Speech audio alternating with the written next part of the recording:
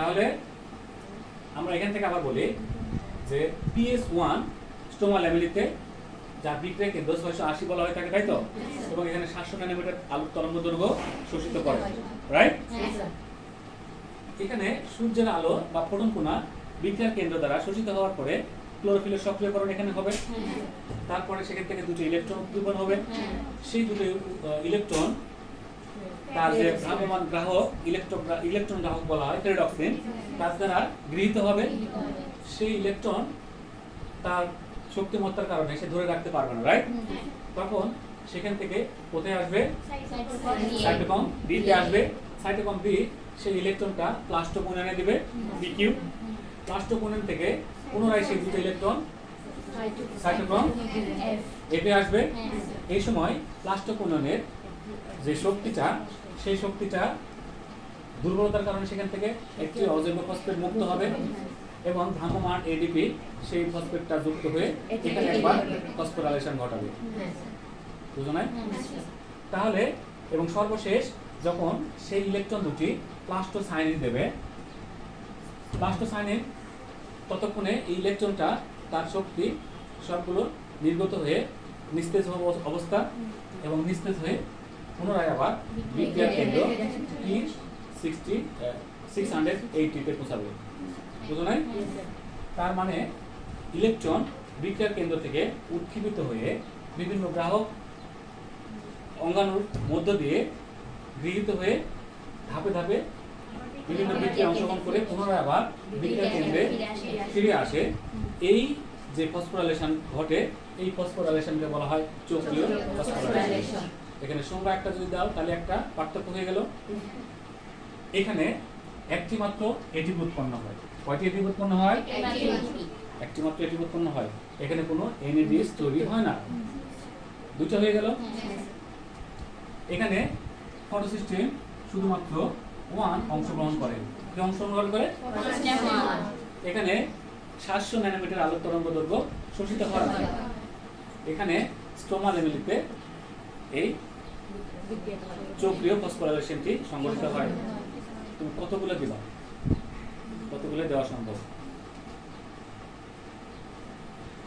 আর এটার বিপরীতটা, বিপরীত ঠিক বলা যাবে না। তাহলে আমাদের ফটোসিস্টেম 2 এর মধ্যে আমরা দেখেছিলাম যে যেখানে অচক্রীয় মধ্যে ফটোসিস্টেম, এই পাশে ফটোসিস্টেম PS2 আর এখানে PS1 লিখেছিলাম। অর্থাৎ অচক্রীয় ফসফোরাইলেশন মধ্যে ফটোসিস্টেম 2 ও 1 উভয় অংশগ্রহণ করে। সংজ্ঞাটা জাস্ট এর অপোজিট। বুঝো নাই? বিক্রিয়ার কেন্দ্রে ফোটন কণা শোষিত হওয়ার পরে ক্লোরোফিল সক্রিয়করণের পর সেখান থেকে ইলেকট্রন উৎপন্ন হয়ে নানান ধরনের গ্রাহক অঙ্গাণু দ্বারা গৃহীত হয়ে সেখানে বিক্রিয়ার কেন্দ্রে যদি ইলেকট্রন ফিরে না আসে এবং এই সময় যে ফসফোরাইলেশন ঘটে তখন তাকে কি বলা হয়? অচক্রীয় ফসফোরাইলেশন ঘটে। এবং এটা ক্লোরোপ্লাস্টের গ্রানাম চক্রে সংঘটিত হয়। বুঝা গেছে? আবারও বলতেছি, ফটোসিস্টেম 2 এবং 1 উভয়ই অচক্রিয়তে অংশগ্রহণ করে।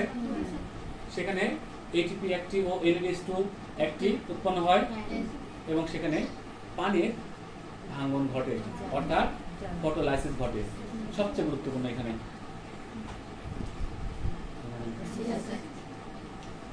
তাহলে আমাদের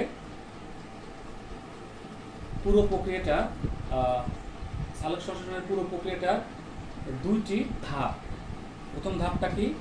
একটা হচ্ছে যে আলোক নির্ভর দশা। আলোক নির্ভর দশার মধ্যে দুইটা অংশে বিভক্ত হয়। বুঝো নাই? এখানে ফসফোরাইলেশন ঘটে। এই ফসফোরাইলেশনটা কয়টা ভাগে বিভক্ত করা হয়? দুইটা ভাগে বিভক্ত করা হয়ে থাকে। ঠিক আছে?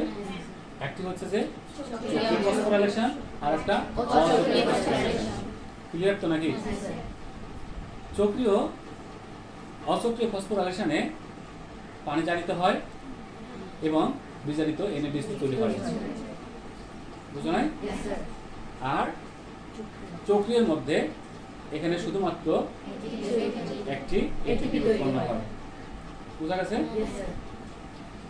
কখন এটা চক্রীয়টা কখন সংঘটিত হয়? চক্রীয়টা কখন সংঘটিত হয়? চক্রীয়তা সবসময়ের জন্য হয় না। চক্রীয়তা কখন হয়? যখন এটা ইলেকট্রনকে কোনো ওই যে প্রান্তীয় যে গ্রাহক অঙ্গাণু ইলেকট্রন যদি গৃহীত না হয়, প্রান্তীয়টা যদি NADH2 না হয়ে থাকে, NAD যদি না হয়ে থাকে, তাহলে সেখানে কি হয়, সেগুলোতে অর্থাৎ NADH এর NADP এর ঘাটতি হলে, বুঝো নাই? এবং বিক্রিয়ার কেন্দ্রস্থলে ইলেকট্রনের ঘাটতি হলে, বুঝলেন না? এবং আলোর ফোটন কোণাও যদি এখানে ঘাটতি হয়, সেক্ষেত্রে কিন্তু চক্রীয়টা চলতে থাকে। তাহলে চক্রীয়টা কখন চলতে থাকে জানো? যখন NADP না থাকবে, অর্থাৎ NADP এর ঘাটতি হলে এবং ইলেকট্রনের ঘাটতি হলে চক্রীয়টা সংঘটিত হবে। ফাইনাল কথা।